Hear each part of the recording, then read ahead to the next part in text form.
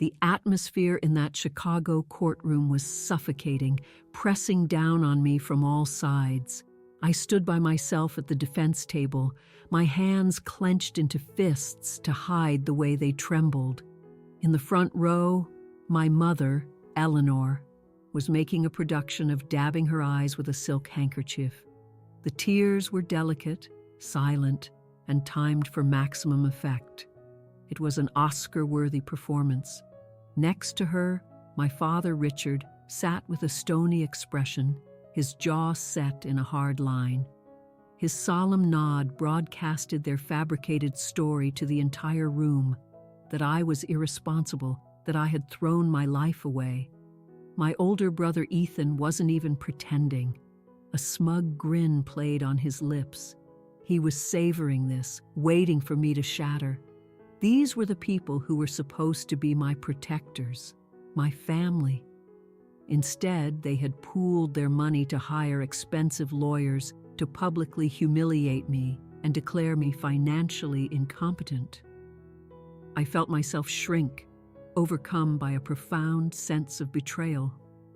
The judge, a man named Harrison, was methodically turning the pages of the thick file they had compiled against me, a volume filled with their carefully constructed falsehoods. The room was deathly quiet. Then, abruptly, Judge Harrison froze. He stopped mid-sentence on a page. The silence in the room deepened, becoming heavy. He slowly removed his reading glasses, peered over the stack of papers directly at my parents, and posed a single pointed question. That one question brought their entire assault to a screeching halt. Before I tell you what he asked, do me a quick favor and hit the like button, subscribe to the channel, and let me know in the comments where you're tuning in from. To truly grasp why my own mother and father would want to see me ruined in a court of law, you need to understand the home I was raised in. On the surface, the Monroe family was the picture of success. We resided in a sprawling colonial house in one of Chicago's most affluent suburbs. The lawn was perpetually manicured to a uniform length, the hedges were perfect geometric shapes, and the circular driveway was always lined with pristine luxury sedans, detailed weekly. My father, Richard Monroe, was the head of a boutique financial advisory firm. He was a commanding figure, always in a tailored suit, even on Saturdays. To the outside world, he was a financial wizard, the man you'd entrust with your entire fortune. My brother Ethan was his carbon copy, tall, handsome, and effortlessly charming. He was the golden child, the designated heir to the Monroe dynasty. And then there was me, Clara. I was the afterthought, the anomaly. I can't recall a single moment when I truly felt I belonged in that house. I was more like a long-term house guest who had overstayed her welcome. Inside, our house was cold, not in temperature, but in feeling. We had cream-colored carpets that were off-limits to shoes. The furniture was stiff and ornate, better suited for a museum than a family home. We didn't do boisterous game nights or messy Sunday brunches. What we had was a pervasive, oppressive silence. My designated role in this silent play was simple: be invisible. If I brought home a report card with straight A's, my father would offer a grunt from behind his Wall Street Journal. But if Ethan managed to scrape by with a B-, my mother would organize a dinner party to celebrate his effort. I remember one evening with painful clarity. I was 16. I had just won a major statewide competition for a complex coding project I'd developed. I was ecstatic. Computers were my sanctuary. They were logical. A mistake in code was a puzzle you could solve and correct. Families, I was learning, were not so logical. I walked into the kitchen, clutching my first-place certificate. My mother was arranging orchids in a vase. My father was pouring himself a glass of whiskey. "Mom, Dad," I said, holding up the certificate, "I won the state computer science fair." My mother glanced at the paper, then her eyes dropped to my feet. "Clara," she said, her voice sharp, "your shoelace is undone. You look disheveled." My father swirled his drink. "Computers," he scoffed, as if the word itself was distasteful. "That's a vocation for tradesmen, Clara, not for leaders." And that was it. No congratulations, no pat on the back. Not 10 minutes later, the back door flew open and Ethan stumbled in. He was a mess, his polo shirt untucked, reeking of cigarette smoke. He had just been kicked off the varsity lacrosse team for getting into a fight during practice. My mother rushed to his side. "Oh, Ethan, my dear," she cooed, caressing his cheek. "You poor thing. Was that coach being cruel to you again? I'm calling the school first thing in the morning. This is unacceptable." My father placed a reassuring hand on Ethan's shoulder. "Don't you worry, son. I'll make a sizable donation to the athletic fund. You'll be reinstated by the end of the week."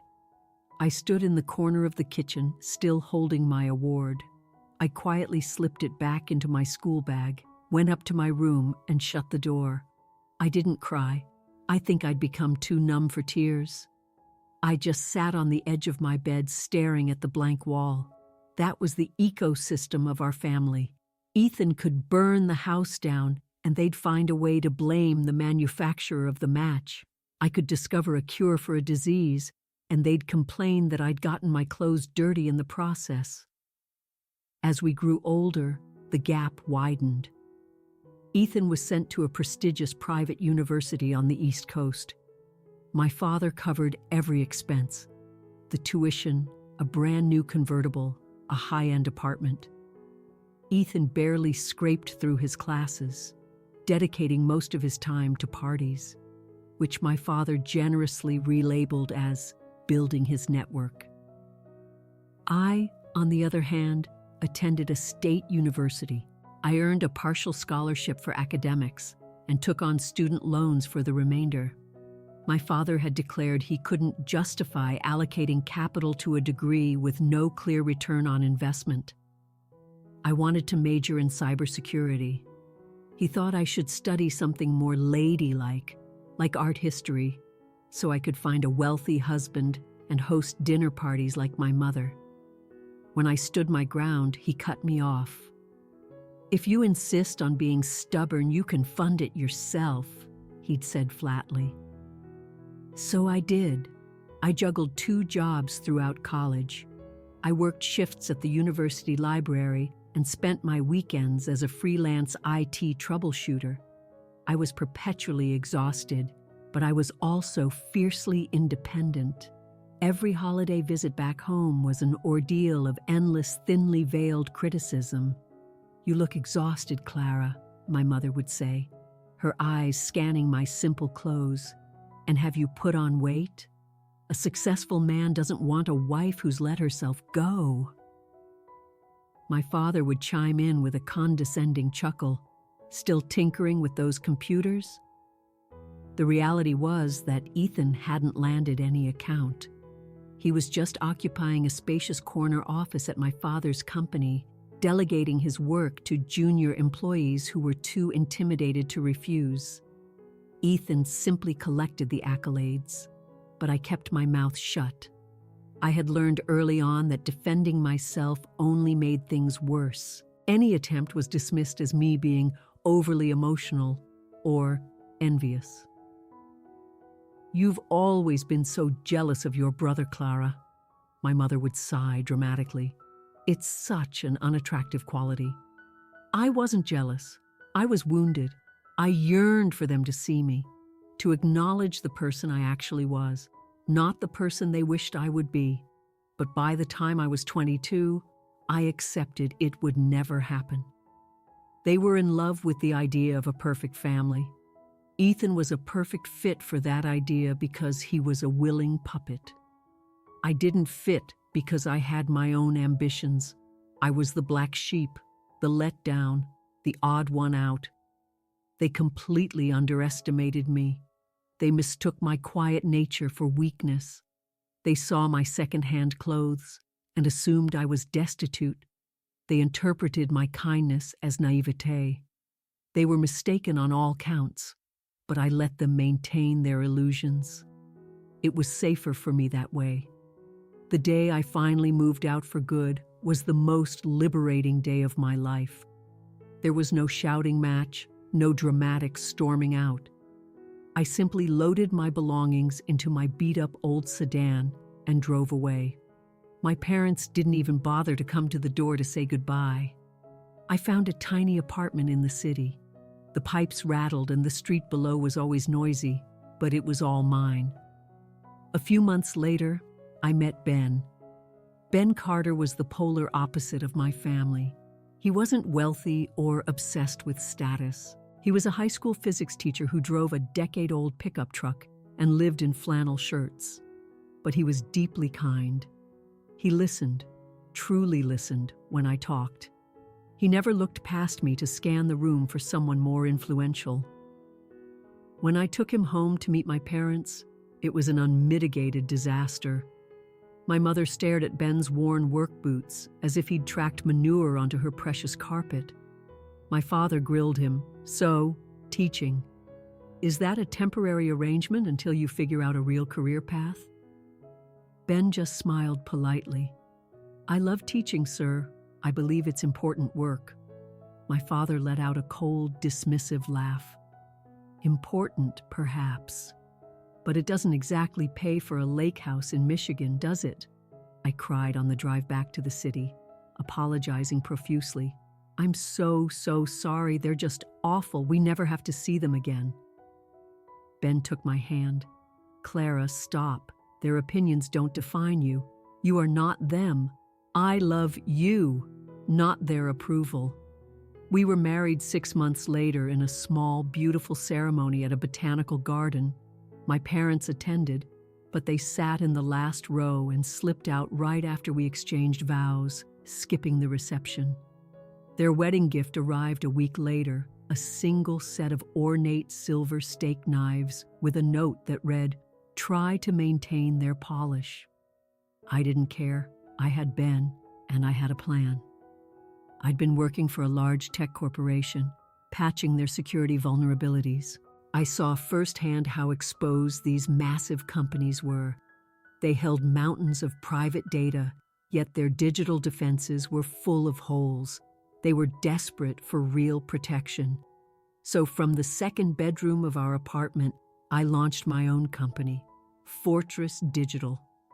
I worked 18-hour days, coding until my vision blurred, surviving on cheap coffee and instant ramen to pour every spare dollar into servers and software.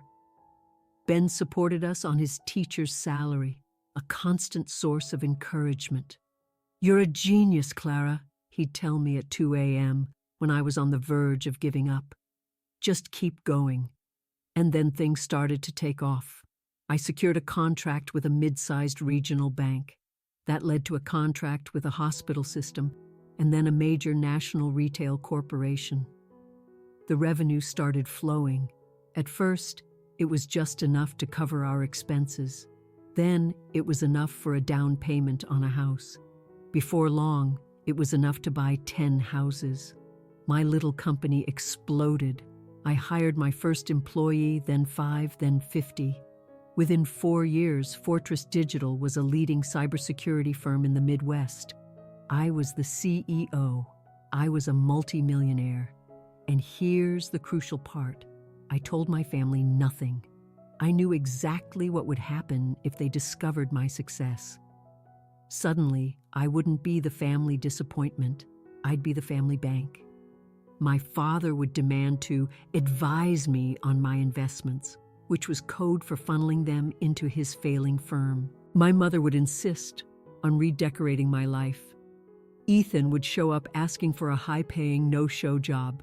They would swarm and try to take over. So I made a conscious choice. I would conceal my success. Whenever I visited for the holidays, I drove my old beater car, leaving my new electric SUV in the garage at home. I wore simple, generic clothing, even though my closet was full of designer business attire. I never wore my real watch or jewelry around them. I let them live in the world they had constructed, where I was still their struggling, misguided daughter. "So, Clara," my father would say condescendingly over Thanksgiving dinner, "how's that little computer hobby of yours coming along? Still fixing broken screens?" I'd look down at my plate and mumble, "It's fine, Dad. It pays the rent. Things are a little slow right now." My mother would offer a look of pity. "Oh, you poor dear. Well, not everyone is destined for the world of high finance. Did Ethan tell you he just bought a new speedboat?" "That's wonderful," I'd reply with a placid smile. "I'm so happy for him." I wasn't jealous anymore. I felt a secret sense of power. I'll never forget one particular Christmas. We were all gathered in their cavernous living room. Ethan was boasting about an upcoming ski trip to Aspen he was planning, flashing a watch that was worth more than my first apartment.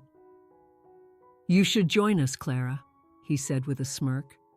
"Oh, right. It's pretty expensive. Maybe next year if you pinch your pennies." My father chuckled into his drink. "Don't tease your sister, Ethan. We can't all be high flyers." I just smiled and took a sip of water. The day before, I had personally closed a deal worth $15 million. I could have bought the entire ski resort Ethan was visiting. But I said nothing. Silence had become my armor. As long as they believed I was barely getting by, they left me alone. They didn't hit me up for loans or favors. They just pitied me. And pity was a form of distance, a form of safety. I built a wonderful life with Ben. We bought a beautiful modern farmhouse on a 20-acre plot of land an hour outside the city. We had a small stable of horses. We took trips to New Zealand and Spain. We were happy. And we kept this life completely walled off from the Monroe family. To them, we were still just Clara and Ben, the struggling couple in the cramped city apartment. I thought I could maintain this charade indefinitely. I thought I could live this double life, the powerhouse CEO to the world and the pitiable failure to my family. It was draining, but it gave me peace. But I overlooked one fundamental truth about my family. They are predators, and predators don't stay idle for long. It started subtly. It wasn't about money. Not at first. It was about control. My father's firm was starting to falter. The market was evolving and he was too arrogant to adapt. His client list was shrinking. He was under immense pressure. My mother was getting older, and with her looks fading, her sense of self-worth was plummeting. She craved drama to feel relevant. And Ethan? Ethan, as it turned out, had a serious gambling problem. He was hemorrhaging money. So they started scanning the horizon for a target, someone to blame for their problems, someone to dominate to feel powerful again. And there I was. Quiet, struggling Clara, the perfect, easy mark. I had no idea that while I was silently building my empire, they had started to resent my quiet contentment. Even though they thought I was poor, they couldn't stand that I was independent. They wanted me to come to them, to beg for a handout. And when they realized I never would, they decided to force my hand. It began with little jabs in text messages, then phone calls that felt more like cross-examinations. I should have recognized the warning signs. I should have known you can't hide forever from people who believe they own you. Sooner or later, they come looking. And when they finally suspected I had something of value, they didn't just ask for a piece of it. They decided to burn my entire world to the ground to claim it for themselves. The shift wasn't a sudden explosion. It was more like a slow, creeping rot. For years, the unspoken agreement was my family would largely ignore me. I stayed in my poor little Clara box, and they stayed in their wealthy, distant one. But around 6 months before the court date, that silence began to fracture.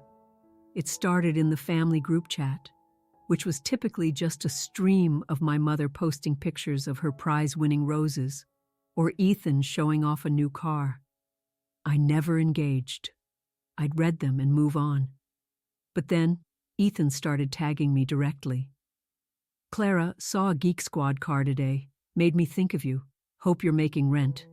It was framed as a joke, but it had a sharp edge. A few days later, another one. "And Clara, Dad's considering a server upgrade at the firm. You should put in a bid, though I think they're only looking at vendors with actual credentials." Then came the private messages. My father, Richard, never texted. He considered it a triviality for the younger generation. But one evening, my phone buzzed. It was him. "Clara, I read an article on liability for small business owners. Are you properly insured? If a client sues you for frying their computer, you could lose everything. I need to see your policy documents for review." I stared at the message. He'd never shown an ounce of interest in my business, except to belittle it. "Everything all right?" Ben asked, looking up from where he was chopping vegetables in our spacious, modern kitchen. "It's my dad," I said, a knot forming in my stomach. "He's demanding to see my business insurance policies. He says he wants to protect me." Ben put the knife down. "That's bizarre. Don't send him a thing." "I won't," I assured him. I typed back a simple reply. "Thanks for the thought, Dad. I'm fully insured. My broker handles all of it." His response was instantaneous. "Brokers are con artists. I am a financial expert. Send the papers, Clara. I am your father. Don't be difficult." I ignored it. A week later, my mother called, which was even more unusual. "Clara," she chirped, her voice an octave too high. It was her fake, nice, public-facing voice. "We never see you anymore. We miss you terribly." "I saw you at Christmas, Mom," I reminded her. "That was almost 2 months ago." "Well, Ethan is having a big 30th birthday dinner at the club next weekend. You simply must be there. And bring, what's his name again? Ben." "We're busy next weekend, Mom. I'm sorry." "Busy with what?" she snapped, the sweet facade vanishing instantly. "Fixing a microwave? Honestly, Clara, you act as if your time is as precious as ours. It's insulting." "I have work commitments," I said evenly. "You have a hobby," she corrected. "Ethan is turning 30. It's a major milestone. If you don't show up, you will be embarrassing the entire family." I ended the call. My heart was hammering. It wasn't exactly fear. I was a grown woman, financially secure and safe.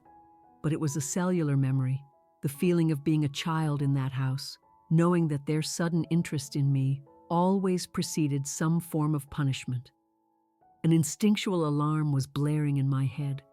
Why the sudden barrage? Why was Ethan mocking my ability to pay rent? Why was my father demanding legal paperwork? Why was my mother so desperate to parade me around the country club? I decided to do some digging. I used my professional skills, the same ones I used to uncover digital vulnerabilities for Fortune 500 companies, to look into my family's online and financial footprint. What I discovered made me physically ill. My father's firm was secretly under investigation by the SEC for potential securities fraud. It wasn't public knowledge yet, but the writing was on the wall. He was hemorrhaging money to lawyers. Ethan was in even deeper. He was over $75,000 in debt to an online sports betting site and had maxed out several high-limit credit cards. They were drowning, and when people like the Monroes are drowning, they don't learn to swim. They look for someone else's shoulders to stand on to keep their own heads above water. They were circling me, sniffing for weakness. Maybe I had let something slip. Maybe I'd been seen in my real car. Or maybe they just figured that even if I was a small-timer, I could be squeezed for a few $1,000s. I showed Ben what I'd found. "They're desperate," I said, my voice low. They're going to come after us." "Let them," Ben said, his jaw tight. "We have the best lawyers in Chicago. We have security systems. You're not that little girl anymore, Clara." "You don't get it," I told him. "They don't follow rules. In their minds, they still own me." I stopped answering their calls. I blocked their numbers. I went completely dark, thinking that cutting off the oxygen would extinguish the fire. I was wrong. The silence didn't deter them. It enraged them. It was confirmation that I was no longer under their control. And for my father, losing control was a fate worse than losing money. It happened on a rainy Wednesday morning. I was in my home office, reviewing a security protocol for a new client in London. I had a cup of hot tea next to me, and my golden retriever, Gus, was asleep on my feet. It was a perfectly peaceful morning. Then the doorbell chimed. Our house was set far back from the main road, protected by a gate. Deliveries were always left at the gate. A ring at the front door meant someone either had the access code or had climbed the fence. I pulled up the security camera feed. A man in a cheap-looking raincoat was standing on my porch, holding a thick manila envelope. My stomach plummeted. I knew exactly what that was. Ben was at school, so I was alone. I walked to the door and opened it. "Clara Monroe?" the man asked, looking bored. "Yes. You've been served." He thrust the damp envelope into my hand, turned, and walked away. I stood in the doorway, the cool mist settling on my face. The envelope felt as heavy as a brick. I walked back inside and sat down at my kitchen island. My hands were shaking so violently I could barely rip it open. I pulled out a thick stack of legal documents. United States Bankruptcy Court, Northern District of Illinois, in R.E., Clara Monroe. Involuntary Petition for Bankruptcy, Chapter 7. I forgot how to breathe. Involuntary bankruptcy. It's when creditors go to court to force you into bankruptcy, claiming you're refusing to pay your debts. It's the financial equivalent of a nuclear bomb. It annihilates your credit, freezes all your assets, and publicly brands you a failure. I scanned down to the list of petitioners, the creditors who were filing against me. 1. Richard Monroe. 2. Eleanor Monroe. 3. Ethan Monroe. My own family was trying to have me declared bankrupt. I flipped through the pages, my mind reeling. This made no sense. I didn't owe them a dime. I didn't owe anyone a dime. My house was paid off. My cars were paid off. I had millions in liquid assets. Then I got to the statement of claims. Attached to the petition was a promissory note. It alleged that 5 years prior, Ethan Monroe had loaned me $2.5 million to start my business. It stated that I had agreed to repay the loan with interest, with payments beginning the previous month, and that I had already defaulted. At the bottom of the document was a signature, Clara Monroe. I stared at it. It was a damn good forgery. It had my C, the distinctive loop in my A. If I didn't know for a fact that I'd never signed it, I might have been fooled.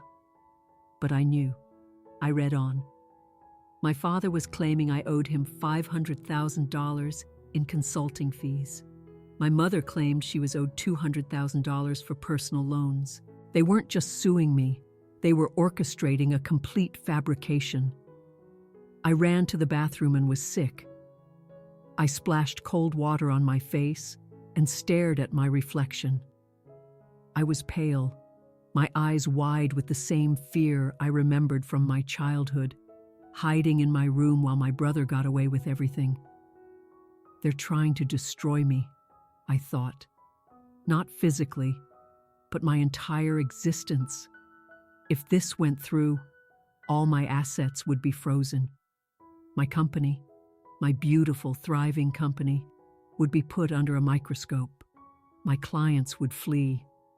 Who would trust their cybersecurity to a CEO being publicly accused of fraud and bankruptcy? It would demolish my reputation, everything I had painstakingly built from nothing, and they knew it. This wasn't just about the money, though that was part of it. If they won, they'd get to steal millions from me. But the real goal was punishment. This was punishment for leaving, for not showing up to the birthday dinner, for not bowing to my father's demands. This was them screaming, "You think you're independent? We'll show you. We will drag you right back down into the filth with us." I went back to the kitchen and looked at the documents again. The hearing was in 3 weeks. I picked up my phone. My hand was steady now. The shock had burned away, leaving behind something cold and hard as steel. I wasn't going to call them and scream. I wasn't going to text my mother and ask how she could betray her own daughter. That's what the old victimized Clara would have done. I wasn't a victim anymore. I was the CEO of Fortress Digital. I hunted cybercriminals for a living. I knew how to deal with bullies. I dialed a number from memory. Isabel Rios's office, a crisp voice answered. Isabel Rios was the most feared litigator in Chicago, known in legal circles as the Jaguar. "This is Clara Monroe," I said, my voice an octave lower than usual. "I need to retain Ms. Rios. It's an emergency. My family has just declared war." I hung up and stared out the window at the rain. They wanted to drag me into a courtroom? Fine. They thought they were dragging in a scared, broke little girl. They had no idea who was about to walk through those courthouse doors. They wanted a show? I'd give them one they would never forget. Isabel Rios's office occupied the top floor of a sleek glass skyscraper overlooking Millennium Park. The air itself smelled of power and expensive perfume. I sat in a leather chair across from her massive desk, dressed in a simple but sharp blazer, my back perfectly straight. I was not here to look like a victim. Isabel was a petite woman with a severe black bob and glasses that seemed to dissect everything they looked at. She didn't waste time with pleasantries. "Let's get this straight," she said, tapping the manila envelope I'd placed on her desk. "Your mother, father, and brother are petitioning to have you declared bankrupt. They allege you owe them a collective $3.2 million. "That's correct," I said. "And do you?" she asked, her gaze unwavering. "Lawyers need the unvarnished truth, Mrs. Carter." "No," I said, meeting her eyes. "I haven't taken a penny from them since I left for college. The documents are fraudulent."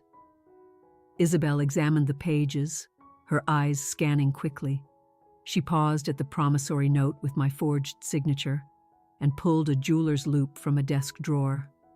It seemed anachronistic in her high-tech office, but she peered at the ink with intense focus.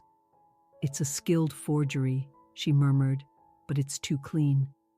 Look here. The pen pressure is unnaturally uniform. A genuine signature has variations in pressure. This looks like it was traced from a digital source." She put the page down and leaned back in her chair. "Here's the issue, Mrs. Carter. Bankruptcy court moves fast. They see a claim of debt.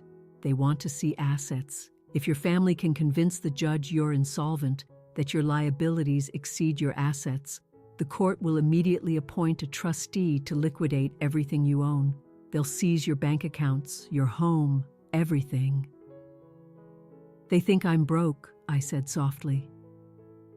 Isabel raised a perfectly sculpted eyebrow. "Are you?" I reached into my briefcase and pulled out a thick, bound portfolio, sliding it across the polished wood of her desk. "These are my certified personal financial statements," I said, "and the audited financials for my company, Fortress Digital." Isabel opened the portfolio. She read the first page, her expression unreadable. She turned to the next. I saw her blink just once. She turned another page. Then she looked up at me, and for the first time, a flicker of genuine surprise crossed her face. "You're the founder of Fortress Digital?" she asked. "I am. And you have..." $17 million in liquid personal assets, and your company's last valuation was, she reread the number to be sure, over $90 million, I finished for her. Isabel closed the portfolio slowly. A small, dangerous smile formed on her lips. It was the smile of a predator that had just caught the scent of blood. Does your family have any idea about this? She asked.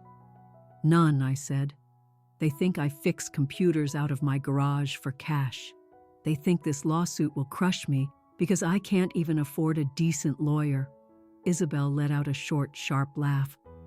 Oh, this is going to be magnificent. We spent the next 4 hours mapping out our strategy. Isabel was a tactical genius. Our goal wasn't just to win. It was to utterly dismantle their case and expose their lies. We hired a top forensic document examiner to officially certify the signature as a forgery. We subpoenaed a decade's worth of my bank records to prove that not a single dollar had ever been transferred to me from their accounts. They've made a critical error, Isabel explained, pacing her office. They filed this petition under penalty of perjury. They swore to a federal judge that these debts are real. When we prove they're fabricated, the case doesn't just get dismissed. It becomes a federal crime. We're talking fraud, conspiracy. I don't want them in jail, I said, a pang of old conditioned guilt surfacing. They were still my family. Isabel stopped and leaned over her desk. Clara, they are trying to financially execute you. If they had succeeded, you would have lost your home, your company, your entire life's work. This is not a family squabble. You do not bring a pillow to a gunfight. She was right. I took a deep breath and nodded. Okay, do whatever it takes. One condition, Isabel said, holding up a finger. From this moment on, you have no contact with them. No calls, no texts. If they show up at your door, you don't open it, you call the police. Any communication can and will be twisted against you. Your silence is now your most powerful weapon. For the next 2 weeks, I lived in a self-imposed silence while my phone exploded. Missed call, Mom, 5. Missed call, Dad, 3. Text from Ethan, why are you ghosting us? The court date is coming up. We can make this all go away if you just admit you need our help. I read the text and deleted it. Admit you need help. That was the entire game. Admitting I needed their help would be admitting my incompetence, validating their narrative that they were the saviors. It was the most difficult 2 weeks of my life. I desperately wanted to scream at them, to drive to their perfect suburban house and wave my bank statements in their faces, to yell, I'm more successful than all of you put together. But I held back. Ben was my anchor. He held me when I woke up from nightmares, my heart pounding. They're going to look like such fools, he whispered to me one night. I can't wait to see the look on Ethan's face. I don't care about their faces, I said into the dark. I just want to be free. The night before the hearing, sleep was impossible. I sat in my kitchen, nursing a cup of tea, looking around at the home Ben and I had built. I had earned every single thing in it. They wanted to steal the credit for my life. They wanted to be the authors of my story, whether it was a story of success they had orchestrated or a story of failure they had caused. Tomorrow, I was taking the pen back. The morning of the hearing was gray and drizzly, fitting weather for a funeral. And in a way, that's what it was. I was there to bury the person they thought I was. I dressed with intention, not in my usual casual wear, but in a bespoke black power suit that had cost more than my first car. I wore heels that made a sharp, authoritative click on the marble floors. I pulled my hair into a severe, tight chignon. When I looked in the mirror, I didn't see Clara the daughter. I saw Clara Monroe, the CEO. Ready? Ben asked. He was in his best suit, looking both handsome and protective. Let's go, I said. The courthouse buzzed with frantic energy, but the corridor outside courtroom 3C was eerily quiet. I saw them instantly. My mother, Eleanor, was in a somber black dress, clutching a handkerchief, playing the part of a grieving mother whose child had gone astray. It was a pathetic costume. My father, Richard, was pacing, impatiently checking his expensive watch, as if this whole affair was an inconvenience. And Chris was leaning against the wall, smirking as he scrolled through his phone, the picture of a cat who had already cornered the mouse. The moment they saw me, the atmosphere shifted. My mother gasped. A perfect piece of theater. "Clara!" she cried, rushing toward me with outstretched arms. "Oh, thank heavens you're here! We were so afraid you wouldn't come." I didn't slow my pace. I didn't accept her embrace. I just met her gaze. "Hello, Mother," I said, my voice devoid of warmth. She recoiled slightly, taken aback by my tone. She was used to me mumbling, looking at the floor. "Clara," my father said, stepping in my path, using his booming, authoritative voice. "Look at you, all dressed up. We didn't want it to come to this. We tried to help you." "Save it for the judge, Richard," Isabel Rios said, appearing at my side like a shadow. My father looked down at Isabel, clearly dismissing her as unimportant. "And who might this be?" "Your court-appointed counsel?" Isabel smiled, a thin, chilling expression. "I'm the woman who's going to be asking for the spelling of your name for the court record during your cross-examination for perjury. Now, if you'll excuse us."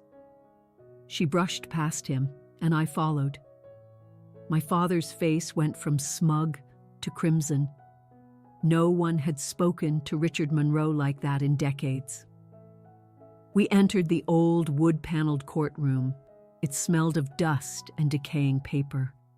My family and their lawyer, an old golf buddy of my father's named Mr. Davies, took the plaintiff's table. He gave me a condescending, pitying look as I took my seat. I sat at the table on the right, with Ben seated directly behind me in the gallery. Isabel sat beside me, arranging her files with the precision of a surgeon. "All rise," the bailiff called out. Judge Harrison entered.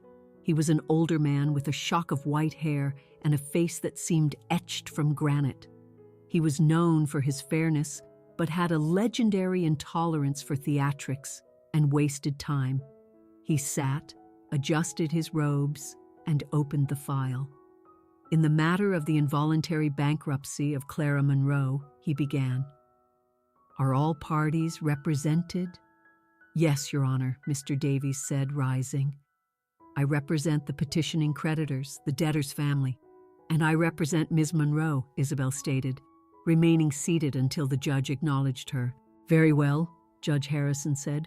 "Mr. Davies, this is a serious petition. You allege Ms. Monroe is failing to meet her financial obligations. You may begin." Mr. Davies walked to the center of the courtroom, playing to the room. "Your Honor," he began, his voice dripping with false sympathy. "This is a family tragedy. The Monroes are pillars of our community. Richard and Eleanor gave their daughter every advantage: love, support, a fine education." He gestured dramatically toward me. "But Clara lost her way. She became involved in reckless financial schemes, borrowing huge sums from her own loving brother and father to fund one failed venture after another. She has spun a web of deceit to hide her own ruin." I sat motionless, my eyes fixed on the wall behind the judge. "We have submitted the evidence, Your Honor," Davies continued. "Promissory notes, signed by Ms. Monroe herself, a clear record of default. We are not here to punish her. We are here for a financial intervention. The family simply asks the court to appoint a trustee to manage what little assets she may have left before she finds herself destitute." He turned to my mother. "Mrs. Monroe," he said gently, "is it true you loaned your daughter money for basic living expenses?" My mother stood, dabbing her eyes. "Yes," she whispered. So many times. She would call me crying, saying there was no food in the house. It was a vile, disgusting lie. I hadn't asked her for a dime since I was a teenager. Behind me, I felt Ben tense with anger. I reached a hand back, patting his knee to signal him to stay calm. "And Mr. Ethan Monroe," Davies went on, "you loaned your sister $2.5 million? A truly generous sum." Ethan stood, adjusting his tie, the picture of a concerned, successful man. "Yes, Your Honor. It was part of an inheritance." Clara came to me with what she called a sure-thing investment, a little tech company.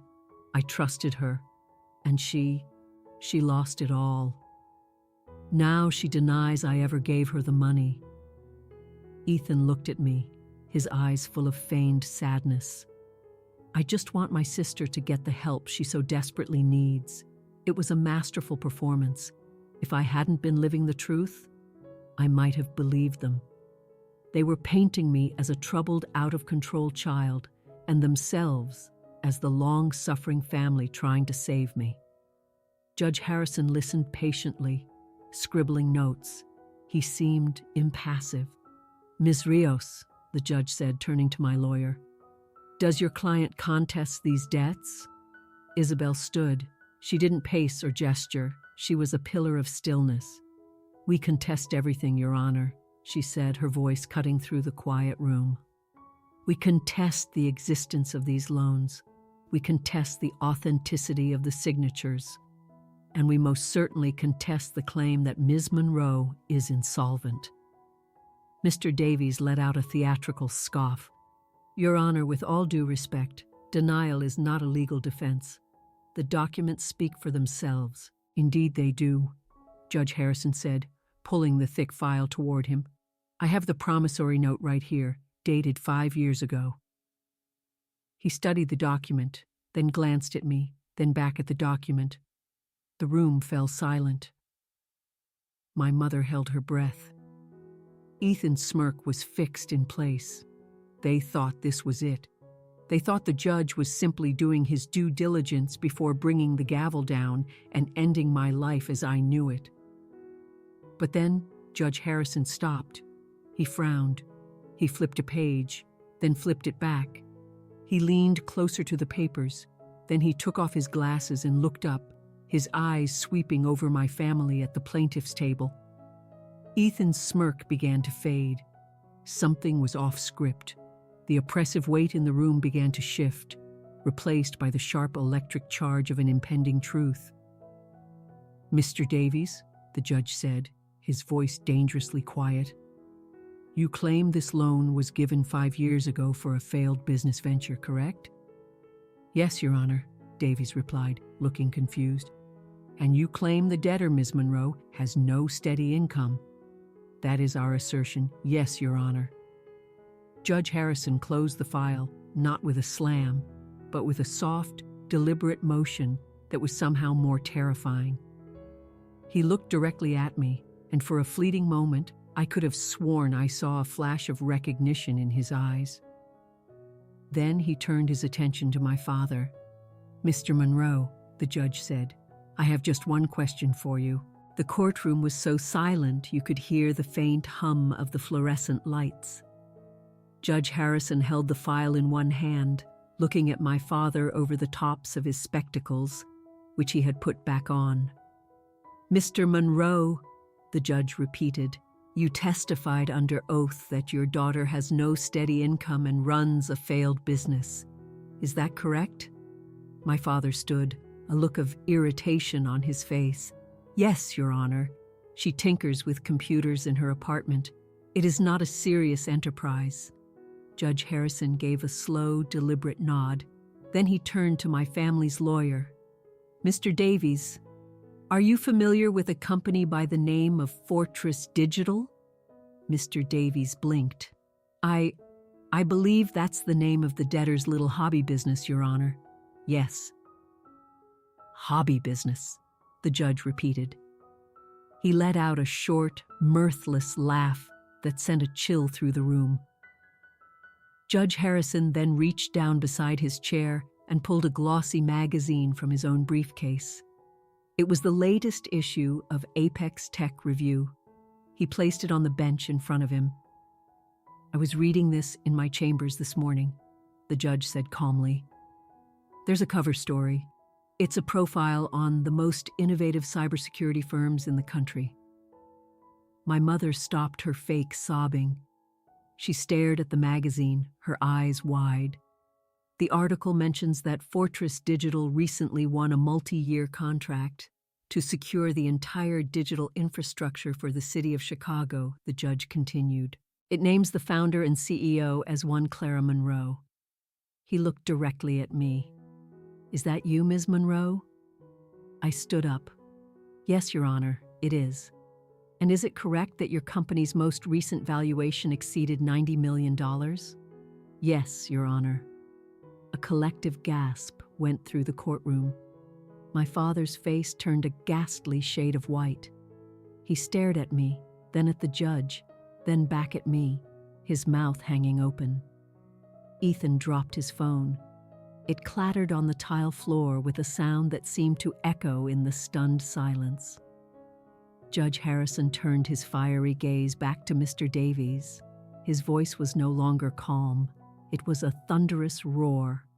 "Mr. Davies, you have brought a petition before this court, claiming that the woman who is personally responsible for protecting this city's most sensitive data is bankrupt.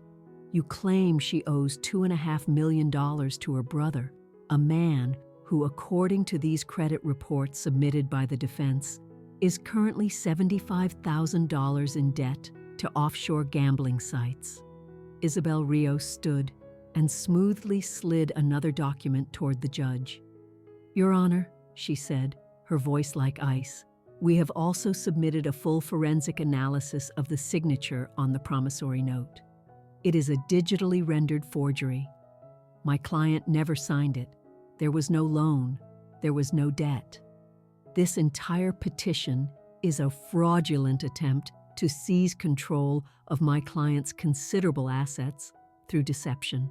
Judge Harrison scanned the forensic report. His face flushed with rage. He glared at my family. "I have presided over this court for 20 years, he boomed, his voice shaking the very walls. "I have seen greed. I have seen desperation, but I have never, ever seen a family so maliciously weaponize this court to destroy one of their own out of pure, pathetic spite." He pointed a trembling finger at my father. "You didn't even bother to do your homework, did you, Mr. Monroe? You just assumed she was weak. You assumed she was a failure, and you thought you could use my courtroom as your personal playground to bully her." My father stammered, "Your Honor, we didn't know. She never told us." "She didn't have to tell you," the judge bellowed. "You filed a legal document under penalty of perjury.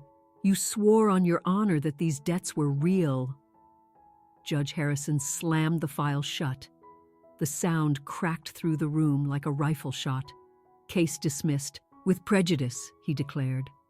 Then he narrowed his eyes at my father and brother. "Furthermore, I am referring this entire matter to the U.S. Attorney's Office for a full investigation into perjury, conspiracy to commit fraud, and filing of false documents. Mr. Davies, I suggest you contact your malpractice insurance carrier immediately. You're going to need it. Court is adjourned." The gavel struck wood. It was over. In less than 5 minutes, their world had been obliterated. I glanced across the aisle. Ethan was slumped in his chair, head in his hands, rocking back and forth. He knew what a federal fraud investigation meant. It meant his gambling, his debts, his entire fraudulent life would be picked apart. The golden boy was finished. My father stood frozen, looking suddenly small and frail. For the first time in my life, he didn't seem imposing, just like a foolish, arrogant old man. My mother was the first one to snap out of it. As I started gathering my papers, she scrambled across the aisle and grabbed my arm, her grip like a vice. "Clara!" she hissed, her eyes wild with panic. Clara, you have to stop this. Tell the judge it was all a big misunderstanding. I looked down at her manicured hand on my arm, then up at her desperate face. A misunderstanding? I asked quietly.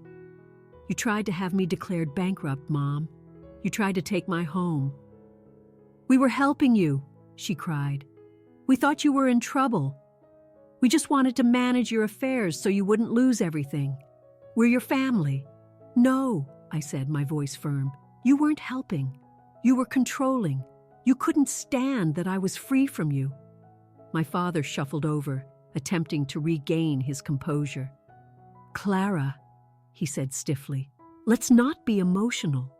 We're family. You can't let them investigate us. It will destroy my firm. It will destroy Ethan's future.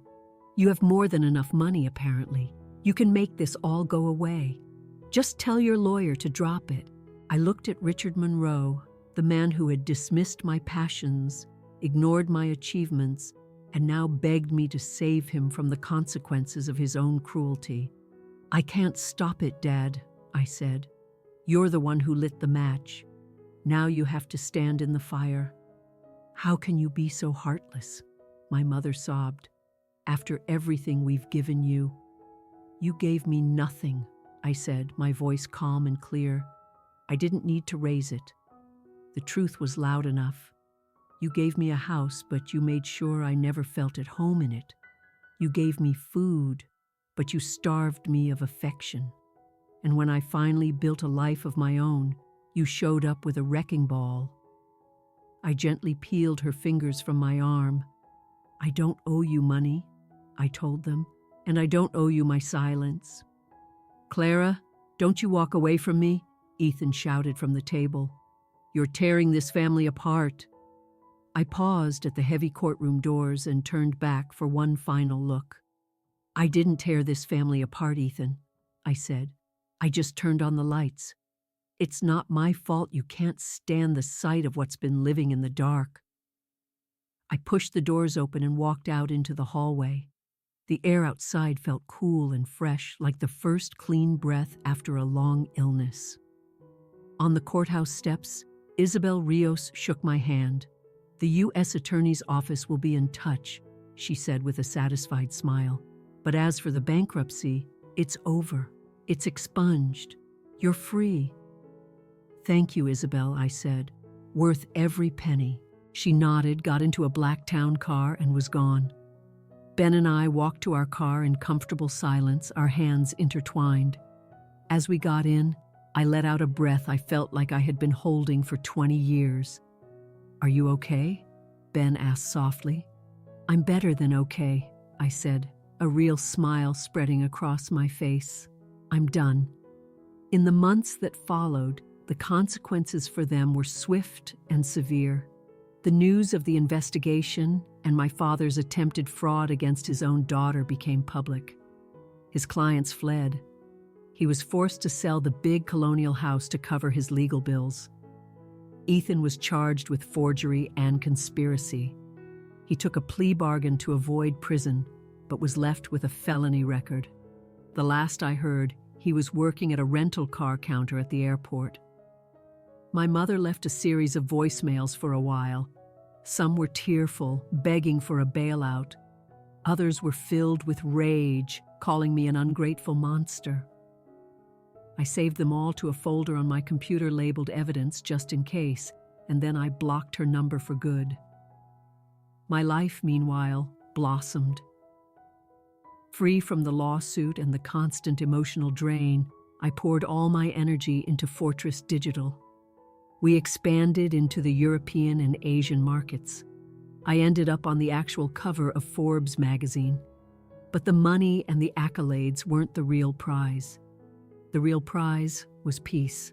I realized I had spent my entire life chasing their approval, thinking that if I could just be smart enough, successful enough, or rich enough, they would finally see me and love me. But standing in that courtroom, I finally understood. They were incapable of seeing anyone but themselves. They didn't love people, they loved power. And so, I stopped waiting.